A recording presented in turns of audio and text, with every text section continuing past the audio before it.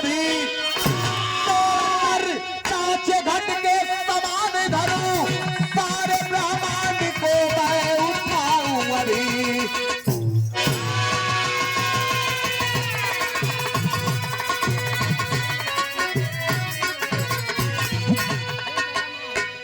ए भैया, राजा जनक जी सोचत हुआ कि लगा था धरती वीरन से खाली हो गई, धरती पे केहू वीर ना बचल जो कि ई धनुष के तोड़ के हमरे सीता से विवाह कैले। लगत है प्रतिज्ञा कह के हम फंस गई, हमार बिटिया का विवाह कैसे होई सोचत हुआ। और वही महफिल में बैठल हुआ दुई भाई, एक थे सावर एक थे गोर। गोरका जितना उत्तेजित है गुस्सैल है, सवर का उतना शांत है।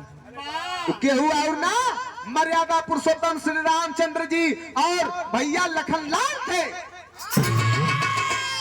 लक्ष्मण जी तमतमा के खड़ा हो गए, कलन किया राजन, जबान को लगाम में रख के बात करा किया करिए। कहा था हुआ कि धरती वीरन से खाली हो गई। भैया गुरु जी बैठल हुआ, हमार भैया बैठल हुआ, अगर खाली लोगन का आदेश हो जाए तो धनुष का बात करत हुआ, पूरा वसुंधरा के कच्चा खड़ीला जैसे फोड़ल जाला वही तरह पक्क से फोड़ दे। भगवान दबावत हो, रुक जा, शांत रहा। कैसे कहा तुम दर्ज हो?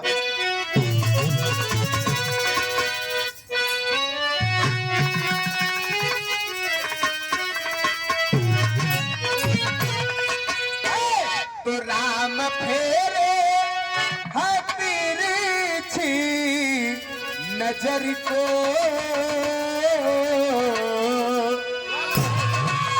अरे राम फेरे तिरछी नजर को,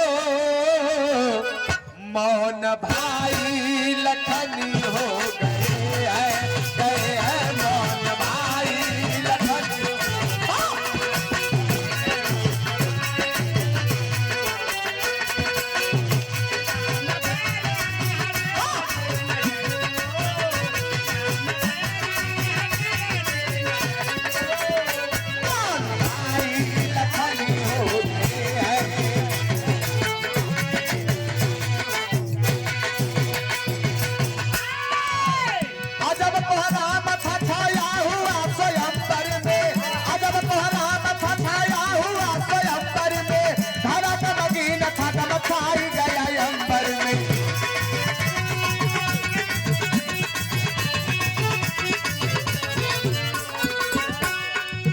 किसी की हस्ती नहीं जो कि प्रण को पूरा करे, किसी की हस्ती नहीं जो कि प्रण को पूरा करे, तोड़ कर भंसा कष्ट जनक जी का दूर करे।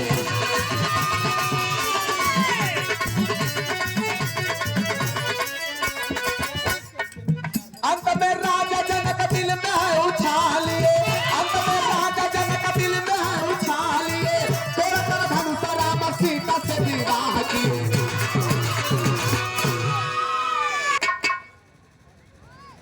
चचा लोगन दादा लोगन लाइन लगाते हैं, वही चाची दादी बहन सब लोग बैठल है। चला आप मेहरारू वाली गीत आई तो लोगों नहीं है, बहुत बहुत प्रणाम है। ए भैया, अंत में राजा जनक दिल में है उछाह किए, धनुषा राम सीता से विवाह किए। भगवान उठलन गुरु जी के आदेश पे, अब वही धनुषिया उठा के प्रत्यंचा चढ़ौता हुआ, धनुषिया टूट गई। जब टूट गई तब अरे कामना पूर्ण सबकी हुई,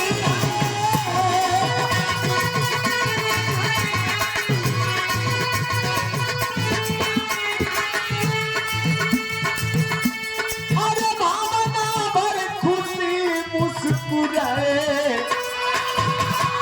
भर गई मान सीता की सिंदूर, भर गई मांग सीता की सिंदूर, राम राम सजन हो गए हैं।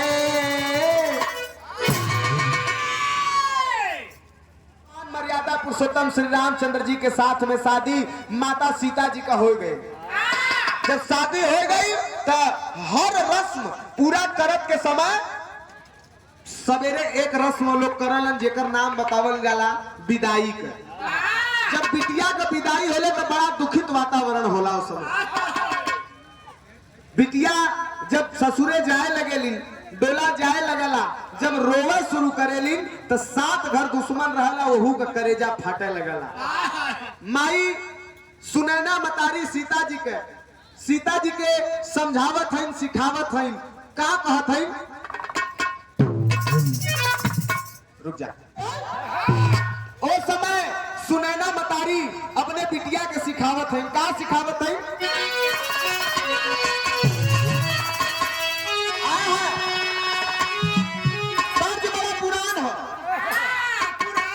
पुरान चीज बड़ा मजेदार होले।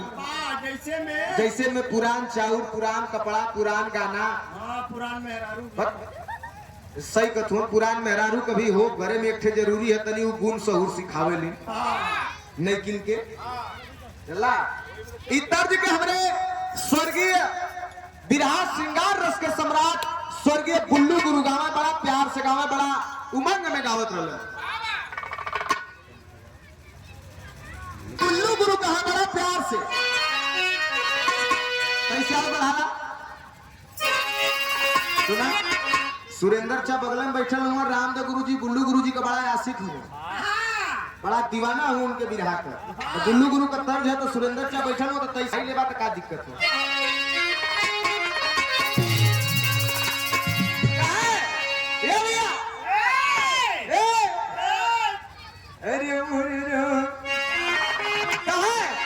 अरे उखिया में खेललू, अरे रहरिया में खेललू, भुलाई गईलू ना गौरव कसुदियो, भुलाई गईलू ना। यही के तई से बदल के हमरे राम जन्म चच्चा गावल कैसे गावल एक ख्याल लेला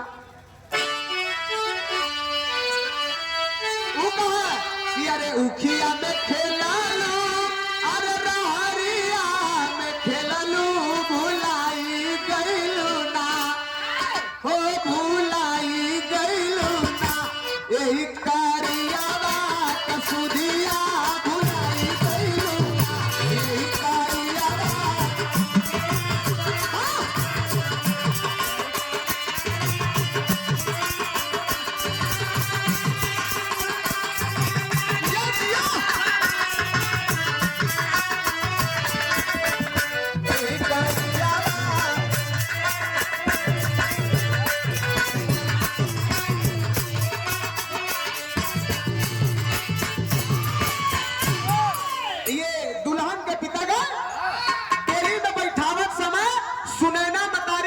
सिखावत है, का सिखावत है, तसिया महारानिया, अरे सिया महारानिया के सागरी बदनिया सजाई गई, हो सजाई गई ना, तो उनके हाथावा में मेहंदी रचाई गई ना, उनके हाथावा।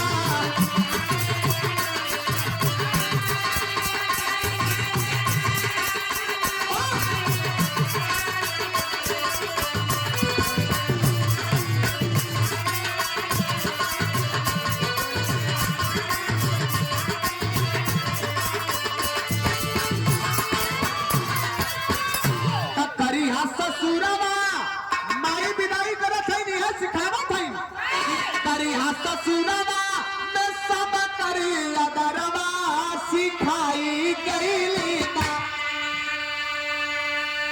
रखिया नैहरे कलजिया बताई गईली ना।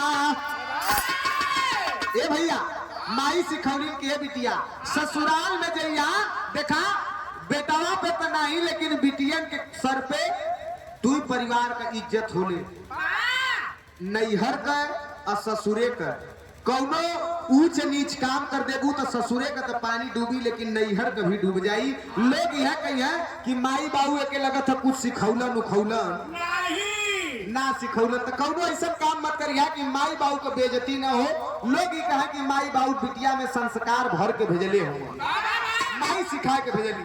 विदाई कर देली, डोली जनकपुर से उठ के आएगी अयोध्या में। जब अयोध्या में आई तब कहे कि हटेरी में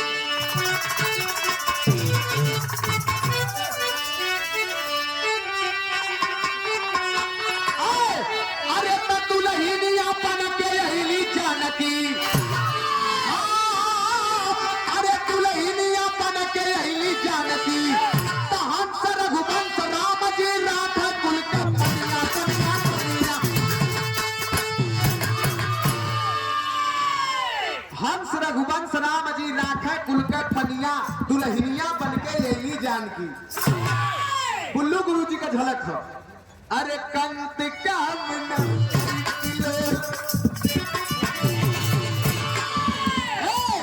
अरे कंत कर किले कोमल कलिका कचनार खिली अले गाल गुलाबी गात गुड़ी गुल कमक गया गुल जार गली अरे चमक चली चांदनी चूड़े चमक चली चांदनी चूड़े अरे चितौन चित चटकार नहीं जगदम्बा तुझ देख बनाई जब जैसी जलधार गई।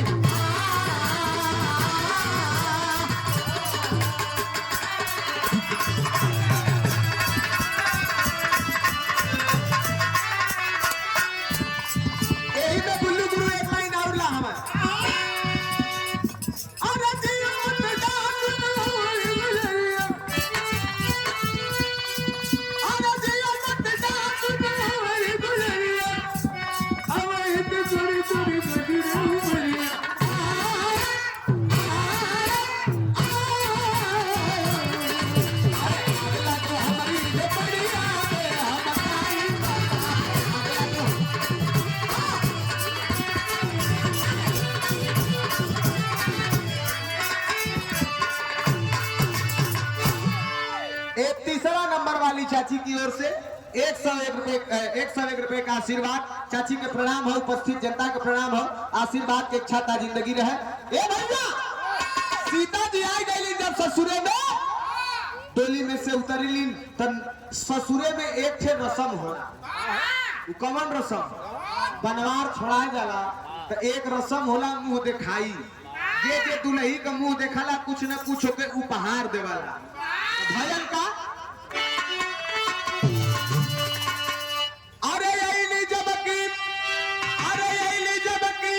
अपने ससुररिया सीता रानी हो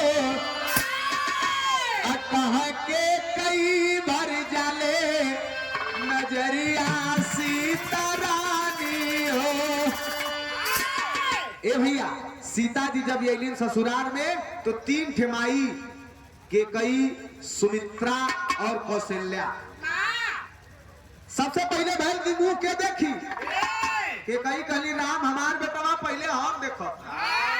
पहुंच गई जब मुंह देखे के लिए तब बोला बहुअर का तू लेबू अरे मुहवा के देखाई हो अपन के महल हम अपन तो के देहिला हरसाई हो अरे चमक हमारे सोने का बखरिया सीता रानी हो अटार लगली मुहवा से अचरिया सीता रानी हो।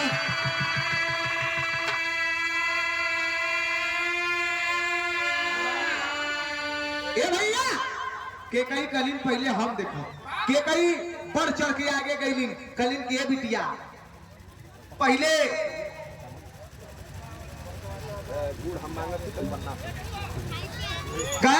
पहले मुंह दिखाई लेबू कि पहले मुंह दिखाईबू। अच्छा छोड़ा हम तो पहले मुंह दिखाई देते थे। कनक महल कौशल्या जी के पास एक कनक महल है अयोध्या में। कह कनक महल हम कह के अपन दे देते मुंह दिखाई के तौर पे सीता जी के कनक महल के कई दे देली और दे देली तो सीता जी अपन चेहरा देखौली और देखले के बाद आशीर्वाद लेते नहीं देखा मेहरारून का गीत हो। ऐसे तो मरद कौनो काम करी है तो रोए रोए करी है। अगर अब्बा मान ला यहाँ से अगर पराऊगंज जाए के हो तो मरद कही है कि देख बाइक में तेल हो, बड़ा पैदल चले के हो।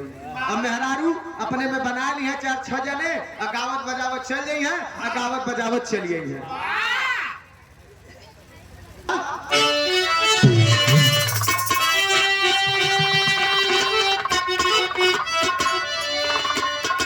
मेहरारू का गीत है। मेहरारू संगे कौनो काम करेली तो गाय के करेली, संगे संगे चला लो। कैसे गावेली? यह कहिए कि कजरी के दिन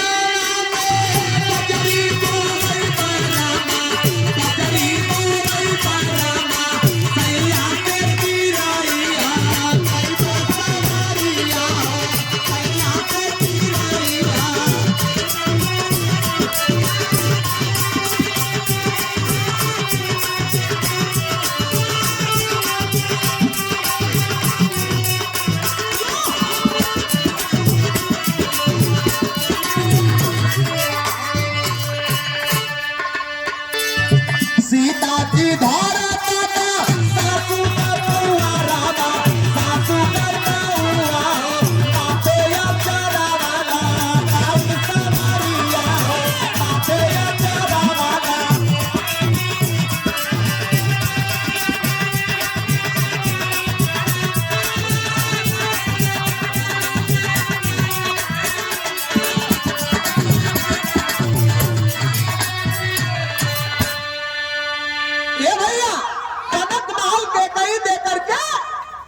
जाए लगली सीता जी अचरा से उनकर गोर धै लेलिन, सौभाग्यवती भव आशीर्वाद देके माई चल देलिन। और जब चल देलिन तो अब पारी के कर आयल है कौशल्या जी के। तब टटोल दिल कौशल्या तब सोचे मन में बैठा के, अरे उनके मुंह दिखाई डाली, अरे के गई चढ़ा बढ़ा के, दुल्हनिया बन के अली जानकी, अरे दुल्हनिया बन के अली जानकी, अरे उनसे पढ़ के दे हम कहानी सनिया, दुल्हनिया बन के अली जानकी।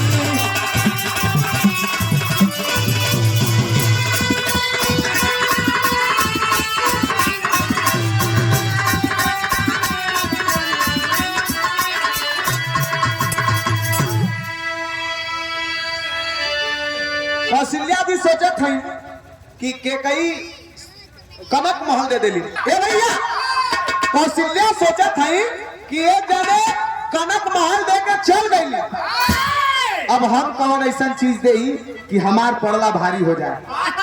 जाए के बैठ गई सीता जी के पास में, और जब बैठल है तब देखा यहाँ मेहरारू का गीत है।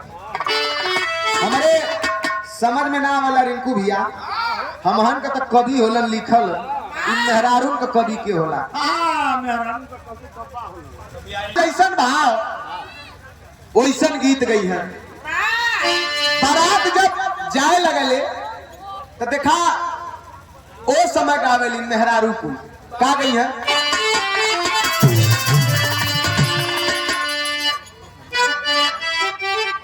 यह गई है कि अरे परछा चले तब गई है कि अरे के करी बसिया,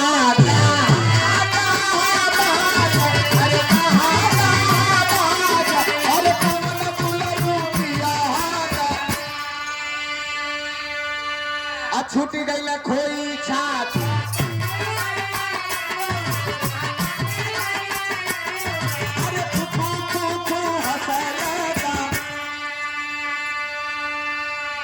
भौजाई जवन रहेली, बताओ भौजाई जवन रहेली वही है तनी से दुल्हा का गाल टोके कही है कि ससुररिया, अरे ससुररिया जइहा दुल्हा धीरे धीरे। बारात जब पहुंच जाई वहां ससुराल, बारात लगन लगी तो सास गई है कि छोटी मुंह की घर की दुआरी लम्हार दामाद हो, छोटी मुंह की घर की दुआरी लम्हार दामाद हो, तनिए कहनी हुना ये दुल्हा, तनिए कहनी हुना ये दुल्हा, कोई छपली लार हो। जब सेनूर डाले लगली वो समय तनी से गीत बदल जाला। वो समय गई है, कहा गई है कि अरे माई सिखवली अरे सहुरवा न जनाला, अरे सेनुरवा हो दुल्हा धीरे से डाला। चले वही में मेहरारू गाड़ी गावे लगेली, ऐसे तक केहू केहू के गरियाए दे लाठी चल जाएगी, लाठी चल जाएगी, लेकिन मेहरारू जब गरियावली तो 2 पूरी बेसी खवा जाएगी, 500 रुपया भी दी है, इनामो दे बोले। अगर केहू का नाम अगर मेहरारू भूल तो है तो कही है कि अरे रिंकू भैया तनी एक पूरी बढ़ा लिया, पूरी बढ़ावे में रिंकू भैया गाड़ी सुना खाली गलीमत इतना रहला कि बहिन मतारी ना करी तो पूरा कही है का यह कही है कि खतयाई गयो सारा बनारस से, खतयाई गयो सारा बनारस से।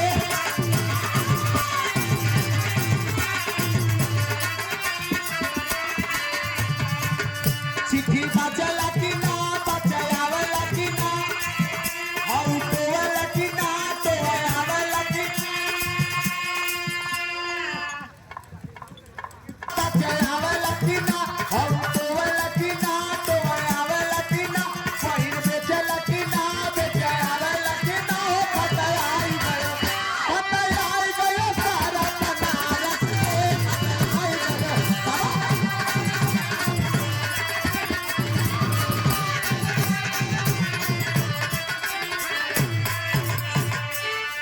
ये वहां पे हमारे चाचा जी आदरणीय ओम प्रकाश यादव चाचा जी, कन्या पक्ष से दुल्हन के पिताजी और हमारे चाचा जी, आपकी ओर से आपके बार बार प्रणाम, उपस्थित जनता का प्रणाम, आशीर्वाद की इच्छा का जिंदगी रहे।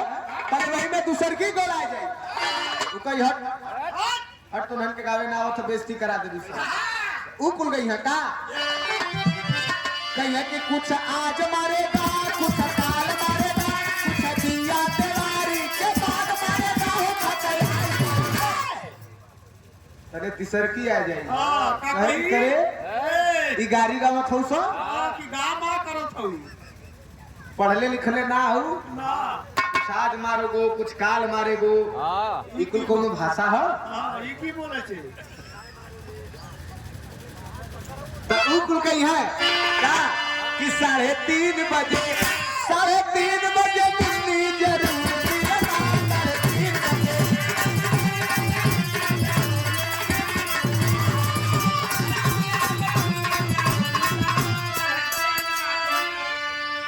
चलो वही में ख्याल बोला जाए वो कही कि सुना ऐसे ना हो कैसे होई ऊ कुल के ये देखा अगर ये महफिल में वो हुई है तो भैया बुरा मत मनिया, ये मेहरारून का गाड़ी है।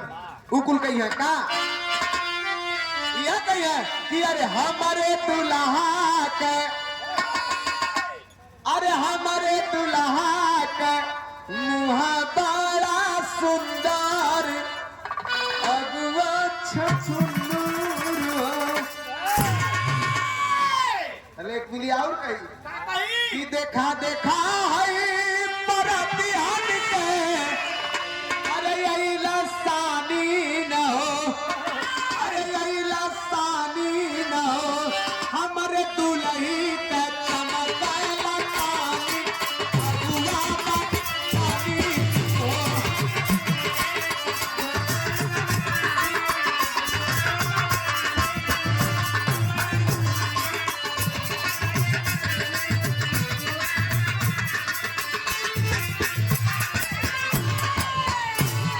लेकिन कौशल्या माई कहथिन की ए बेटी सुना का कहली,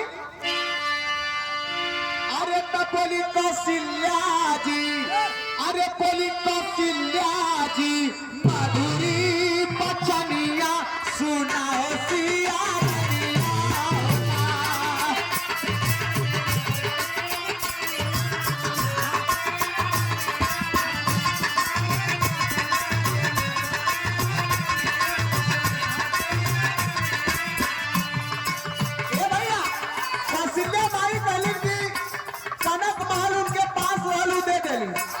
लेकिन हमारे जीवन का पूंजी हम कह के देते हैं। सीता जी कहलिन की स्वीकार हो कहे का दे हमारे पास कुछ कनक महल नहीं हो, लेकिन हमारे जीवन का जो पूंजी है वह हम कह के दे कहलिन की माई स्वीकार हो। ए भैया कौशल्या माई कहलिन का माता श्री राम जी के लगावा के लवली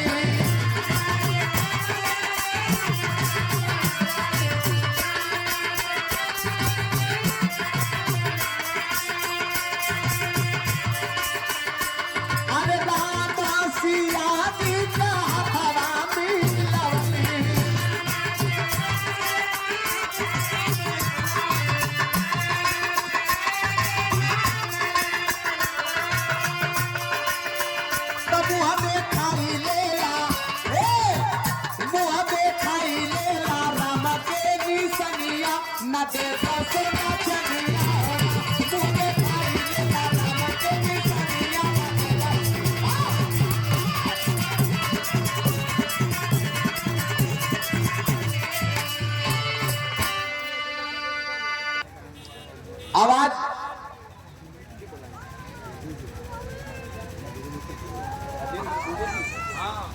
आदरणीय अजेंद्र दुबे जी, आप इस महफिल में शिरकत कर रहे हैं, आपका खैर मकदम हार्दिक अभिनंदन वंदन एवं स्वागत है। ए भैया श्री रामचंद्र जी के माई बुला के अपने गोद में बैठा ले और कहलिन की बैठा लेलिन पास में और सीता जी से कहलिन कि अपन हाथ आगे करा। जब सीता जी हाथ आगे कैलिन तो मर्यादा पुरुषोत्तम श्री रामचंद्र जी का हाथ उनके हाथ में रख के कहलिन कि हमरे जीवन को पूजी हमार बेटवा श्री राम हुवन, मुंह दिखाई में तू नहीं के लेला और हमारे पास सोना चांदी नहीं है। सीता जी धधाए के जाए के चरण पकड़ लेलिन कि माई सोना चांदी भले सोने का महल मिलल लेकिन तोहार उपहार 20 हो। आशीर्वाद ले लीन, मुंह देखलीन, अब चल गईलीन। अब पारी के करी आयल हो सुमित्रा जी के। जब सुमित्रा जी का पारी आयल हो तो सुमित्रा जी सोचत थी का सोचत थी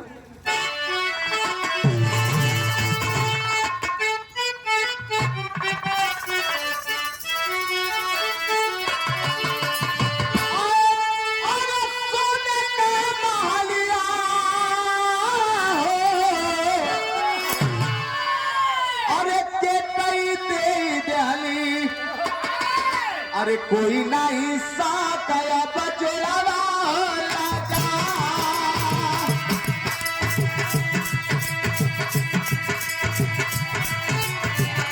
कोई नहीं साकया बचड़वा लगा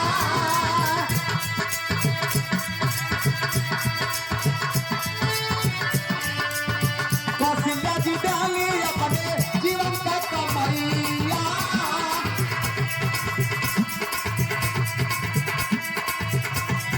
राम जी के मुहवा देखाई हो बना।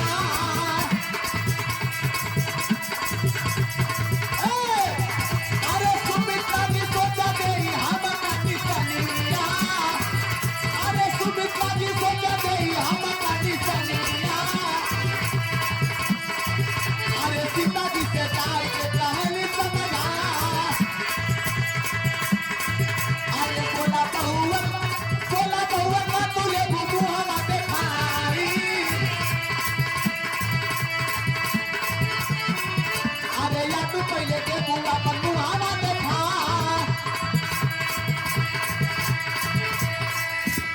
ए भैया सुमित्रा जी सोचत हैं कि एक जने सोने का माल दे देली, एक जने अपने जीवन का पूंजी दे देली, हम का दे ही कि हमार पड़ला भारी हो। पैसा बढ़ा तो दुनिया में सबसे बड़ी माई रे दुलरुआ, दुनिया में सबसे बड़ी माई रे दुलरुआ। क्या बात है? माई रे दरजा ना चुकाई रे दुलरुआ, माई का दरजा कोई ना चुकाई रे दुलरुआ। दुनिया में सबसे बड़ी माई रे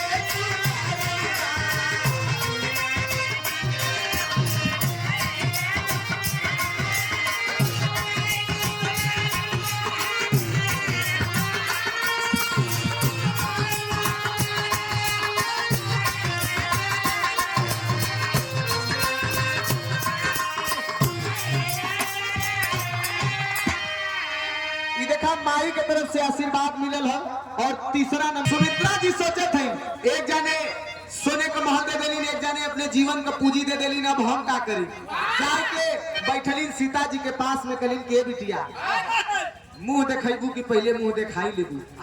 सीता जी कहलीन कि नहीं, जवन दुनिया समाज करत हो तो न करा कि मने पहले दे दा। सुमित्रा जी एक काम कहलीन का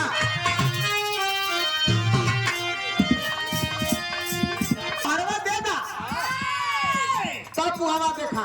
तब सुमित्रा जी एक काम कैलीन का,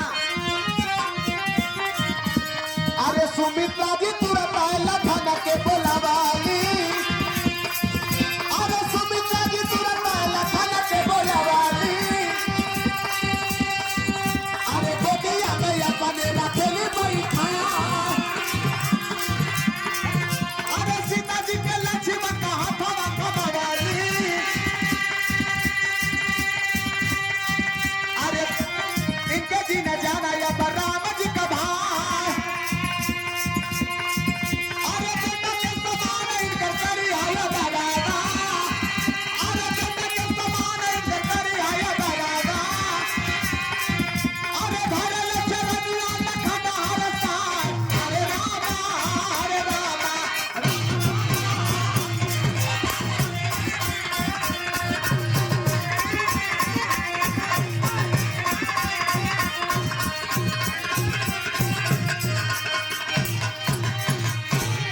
ए भैया सुमित्रा जी तुरंत बोलौलीन लक्ष्मण जी के, और लक्ष्मण जी के बुलाए के अपने पास में बैठा लेलीन और सीता जी से कहली। सुमित्रा जी तुरंत लक्ष्मण जी के बुलाए के पास में बैठा के सीता जी से कहलीन कि तनी हाथ आगे बढ़ावा। जब सीता जी हाथ आगे बढ़ौली तो उन्हीं के हाथ में लक्ष्मण जी का हाथ रख के कहे कि सुना, अब इनके तू राम का भाई मत जानिया, इनके अपन देवर मत जाने। सीता जी तो दे घूंघट उठा देनी कलीन की है देवर हुआ तो देवर न जानी तो का जानी, कहे जवन मन करे तवन जाना हवा तो देख ले ली, कहे नहीं नहीं गलत नहीं, इके बतावा। कहे कि सुना सुना हम बतावत है, तो कहे कि बेटा के समान इनकर करिहा यदरवा, धरल चरनिया लखन हरसा। आज से हम अपन बेटवा तोहके दे देली, देवर ना इनके अपन बेटवा जनिहा। लक्ष्मण जी तुरंत जाए के सीता जी के पैर छू ले। जब पैर छूले हुआ तो कवि जी इशारा कैले हुआ कि देखा रुपया पैसा धन दौलत महल अटारी गाड़ी घोड़ा खजाना सब ऐजा रह जाए जैबा अकेले, लेकिन एक चीज ऐसा हो समाज में अगर ओके बनाए लेबा उ तोहके हर जगह काम आई। गाना का निचोड़ हो का,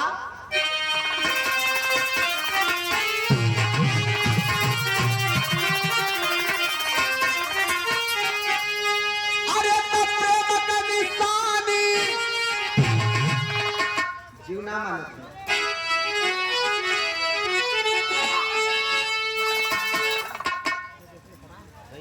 बेगारी कर ले, बेकारी मत कर।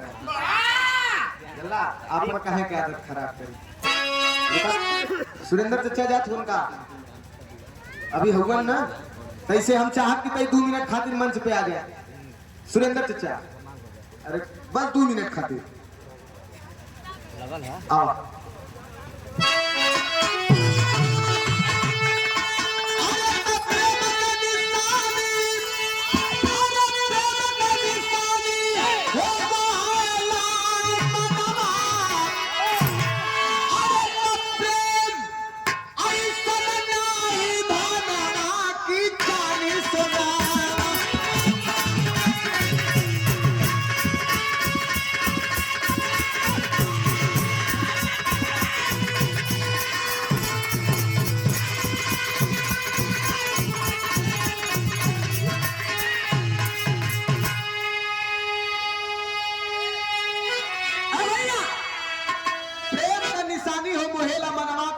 ऐसा नहीं धनवा की चानी सोनवा। प्रेम से बढ़ियार ई धरती पे कुछ ना। अगर प्रेम बना के रख ले हुआ तो उससे बढ़ियार ई धरती पे कुछ ना। तानी हो मोहेला मनवा, प्रेम ऐसा नहीं धनवा की चानी सोनवा। प्रेम से बढ़ियार कुछ ना हो अभिषेक भैया, सही बात है। प्रेम से बढ़ियार कुछ नहीं हो, सबसे बढ़ियार प्रेम हो। रुपया पैसा आज हो काल ना रही। तब कवि जी समानता देखो का चचा तैसे बस 2 मिनट के लिए हम चाह कलाकारों के मार्गदर्शक। अरे कनक महल के कही दिया पर प्रेम नहीं देता।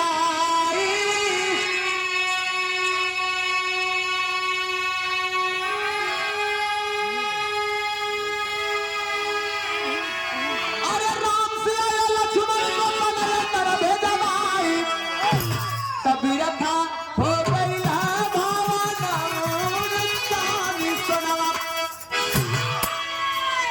सोने का महल के कही दिहली जरूर, लेकिन ओकर सुख भोगा ना दिहली। अंत समय रार मचाए के कोप भवन में सूत के राजा दशरथ जी से वरदान मांग लेली कि भरत के राजगद्दी और श्री रामचंद्र जी के 14 वर्ष का वनवास। राम जी 14 वर्ष के लिए वनवास चले जाते हैं। उनके साथ में माता सीता जी और लक्ष्मण जी भी चले जालन, जो कि वो महल जस का तस बिरथा हो गए। तब राम सिया के जीवन साथी माँ के नैना दुलारे। अरे दूध खाई वही मिले सीता के पने सहारे। ऐसा न प्रेम का बजनवा हो जानी सोनवा। सुमित्रा माई मुंह दिखाई देले रही लक्ष्मण जी के। उ लक्ष्मण जी के जब मुंह दिखाई देली तब कवि जी बताओ थो का मिले लखन प्रेम तुल्य सीता को मुंह दिखाई।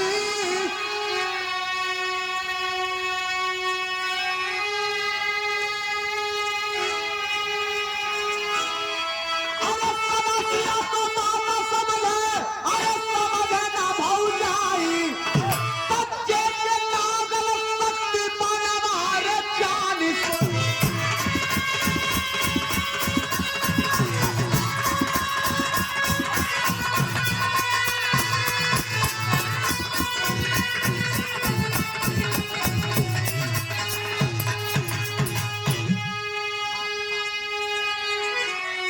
सीता जी के मुंह दिखाई सही मिललन, जो कि सदैव सीता माता जी के सहारा बनलन जंगल में भी।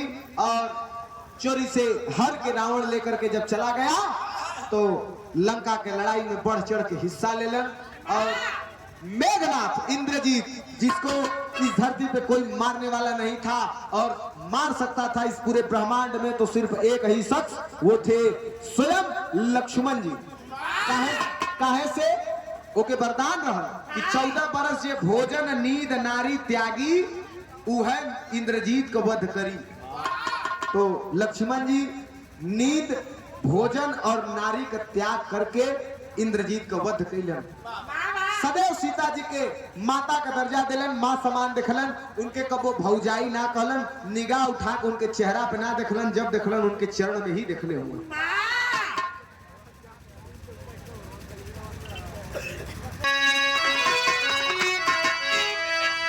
गुरु बिहारी गुरु गणेश गुरु रामलाल मोर बाका स्वर्ग बसे चंद्रिका कवि बच्चन का विजय पता।